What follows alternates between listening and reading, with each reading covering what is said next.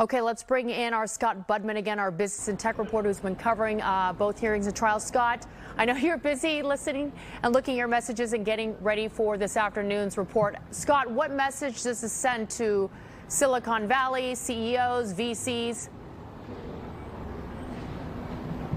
You know, it's interesting. We talked about this when the Holmes verdict and then sentencing came down. And really, in Balwani's case, it was both investors, but also went on with the Theranos product, the ultimately failed blood testing machine. I'd like to think that this tells companies and startups and even board of directors in the future, hey, we have to be careful. Yes, we can chase profits. Yes, we can chase some glory. And yes, we can try to do good with the technology, but we have to be accurate. And we have to be really, really sure that these things work before we put them out on the market and before we continue to take hundreds of millions of dollars of investor money.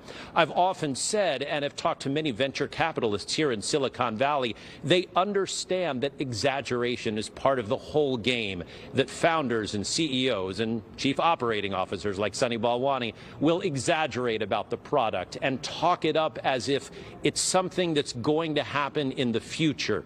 But in this case, Holmes and Balwani put a product out onto the market knowing that it didn't work. And that's where the fraud came in, fraud against both investors and against patients. I would like to think that there is a little beat that companies and executives and board of directors would take before doing that in the future.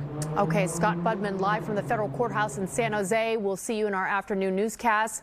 Before we wrap up, Dean, I want to have your final thoughts on both these cases and the sentences that just unfolded. Well, I think Scott said it all. This is a message to Silicon Valley culture. Fake it till you make it is not going to work, especially when you're dealing with medical technology where people's lives may depend upon it.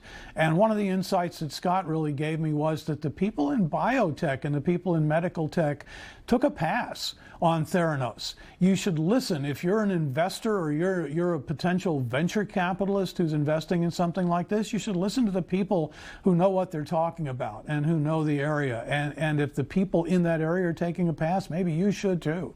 And Dean, before I let you go, when he's sentenced, he's going to a federal prison, which is very different from county prisons and county jails. Yeah, it's not the jail or the prison you see on TV. This is not a violent crime. It's a property crime. He'll wind up in a minimum security federal facility, someplace like Lompoc, which is sometimes described as a summer camp, or maybe Sheridan, which is in Oregon, which is still prison, but it's not that unpleasant. Never great to be in prison, but there are prisons and then there are prisons.